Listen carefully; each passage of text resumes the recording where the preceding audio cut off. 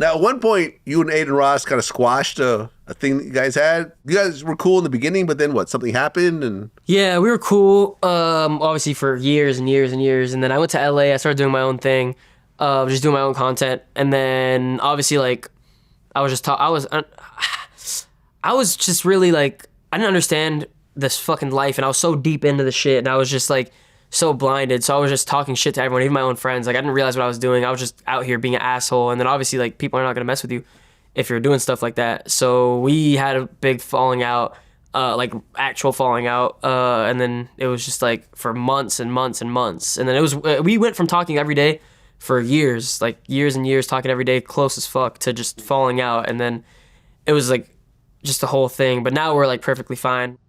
No matter what, even if I wasn't cool with him now, I'd still say like I owe a lot to him because he's the one that put me in this position. But right now, yeah, we're close now. Like or not, I wouldn't say close, but we're good friends. Like I fuck with him. He respects what I do. He always gives me advice. Any time I have a question, I need anything, like I just don't know what to do in a certain situation because this dude's been through it all. I just hit him up, text him, and he steers me in the right direction. I mean, you've seen Adin kind of struggle with drugs over the years, I think with lean. And I remember one point he said he quit, but then like I think like Lucky did a stream with him and was talking about some dude that sells lean to him at some inflated price and so forth. I mean, where is he with that right now?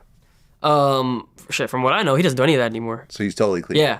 That's good. Yeah, last time I talked to him, he said he's in the gym, he's locked in. I believe it. When that dude puts his mind to something, he really does it. Like he really locks in. Like if he wants to become on top of the world right now, he would do it, and he can do it. He's whatever he puts his mind to, he can do it. So if he wanted to quit, he quit, and now he's in the gym. So oh man, look, I've interviewed 5 people who died from drug overdoses. Damn, yeah. You know, the youngest of which was like Mac Miller, who was like 26 or something at the time. Aaron Carter, you know, Bruchomi Kwan. You know, these days, man, it's dangerous to be an addict. Like it can really, because you know you got fentanyl out there these days. You just don't know where they put it. So, for real? Oh yeah, man. Yeah, I mean, people aren't buying fentanyl; they're buying something else. There's fentanyl in it. That's crazy. Yeah, I stay away from all that. I'll never let myself touch any of that shit, bro. So you're totally drug free. Yeah, drug free. I was smoking weed for like a little bit, and like I was doing it on stream and shit. Like I was with Don Tolliver, and he had the blunt. He just passed me the blunt. I'm like, what am I supposed to do? Like I'm just gonna do it. I was with Ruby. We smoked a little bit, but then now like fully clean, no smoking, no nothing, bro. Like this just it. In my opinion, it slows you down. It just makes you like it alters your brain. Like I felt like my streams were less entertaining. Like I didn't even like I couldn't come up with shit to say. Like I was just like, it was just messing me up. So I just fully stopped. Well, you're doing a stream with Malik Beasley. Yeah. Recently. Recent. And that dude's going crazy, man. Yeah. Malik Beasley, well, he thought the stream was over, so he's asking someone for some weed. Yeah. So that right there, that's what you call the new new software is AI.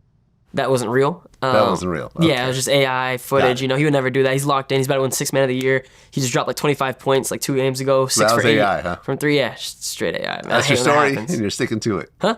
That's your story? Yeah, no, for sure. And even if it wasn't AI, they don't test you for weed, but it was. So he's chilling, man. Yeah, I mean, you know that's Larsa Pippen's ex-boyfriend. I did not know that. Yeah. Who is that? Larsa Pippen is Scottie Pippen's ex-wife. Oh, shit. And she was messing with Marcus Jordan at one point, who just got busted. That's Michael Jordan's son. Oh, the guy that was like, he got arrested and he's like, I'm Michael Jordan's son. Yeah, that guy. Right. They busted him with some ketamine. Originally, they thought it was cocaine, but it was ketamine, and then... I don't even know the difference, but I'm not tapped into any of this drug shit. But yeah, I'm not really either, but, you know... You seem like you know what you're talking about. What do you do, man? I do weed. Okay. You know, I've done mushrooms. I've done ecstasy in the past. I haven't done it in probably a decade at this point. You know, I've done acid once. Damn. How was that? Changed my life. Seriously? Yeah. So would you recommend to the people watching to do acid? I wouldn't recommend anyone take hard drugs, but okay. I was a Burning Man. You know what that is? No. It's this huge festival out in the desert, Nevada. They do it every year. Okay. Where there's this huge like neon 30-foot tall man that they burn down at the end of the night. This huge like kind of pagan party where everything goes up in flames, and people usually do drugs. So I was sort of at a crossroads in my life. And I've always wanted to do music, but I never really kind of jumped and actually did it. And this one night at Burning Man, I took acid for the first and only time. And I got in a drum circle.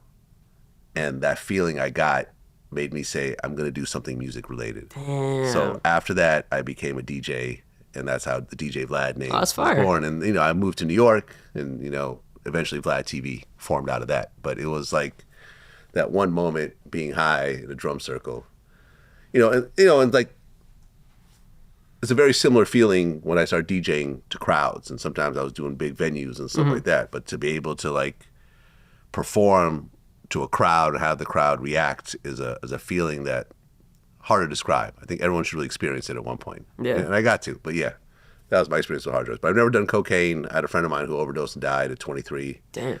Never tried heroin, Yeah. never really popped pills, never tried oxys. If I ever had like minor surgeries and they gave me opioids, I usually just toss them because I was always scared that I might really get addicted. Oh, wow. So. Damn. It's fire. Yep. So what's next for you? What's next? I do not know. I mean, I have a lot of stuff planned. Like, I just have like every day I'm just thinking what to do next, who should I stream with next. I just like a bunch of stuff coming in the future, a lot of NBA related things. Cause like these past few months I realized like me sitting here being a troll, messing around, doing all this stuff is not going to lead me to anything in life. I want to tap into like athletes, tap into what I really like. I've always loved basketball. So I hit up some players. Some players started being down. Like my first real stream with a basketball player, I would say is probably like Patrick Beverly. So I did that, and then that from that went to Jello, who plays basketball, obviously, and then went to like actual NBA players, Miles Bridges, and we got hella lined up, ready to go. So just keep tapping into that. I don't know, man. Just try to do a lot of big shit. I have like some cool events coming. Obviously, I can't say anything because like everyone's always stealing ideas nowadays, bro. But yeah, I'm excited for the future. I feel like I'm just getting started. Like I feel like I have a lot left in me. And I feel like I can really get to like the high, because there's levels, like there's the high speed Adin level, there's like lower levels. I'm definitely at a lower level, but I really feel like I can get up there if I just lock in and just keep going crazy. Well, congrats, man. Only 20 years old. You've accomplished a lot. Thank you, man. This is really like social media. It looks easy when someone's already at a certain level, and they can just coast. But to go from zero to actually being known, that first hump is like the hardest thing. Oh, yeah. And it took you years. A lot of years. That people don't really even know. It didn't just happen overnight. Yeah. It's not like you started streaming and then a week later Adin Ross put you on and then suddenly, no. It's like it took years of just work that was not compensated. Yeah. You weren't making any money for a long time, but you just did it because you believed in the future of it. And, like what you're doing, I think is just inspirational. Thank you, man. I mean, like you have this new digital economy where you can go to college and pursue this type of career, but now there's an alternate career that could actually make a good amount of money. I look in some of the neighborhoods I live in, it's like I have YouTubers and streamers that live around me. Damn. You know what I'm saying? The multi-million-dollar homes. So congrats on what you do, what you pulled off, and I think you have a lot more coming. Thanks, bro. I hope. Yeah, man. I hope. Pray to God every day. Yes, sir. To become bigger, better, become a better person, and I'm gonna get to the point. You're gonna look at me in like a year and you'll be like, damn, I just talked to him and he said it and he did it. That's what it is. Till Hell next yeah. time. Thank you, bro. Peace.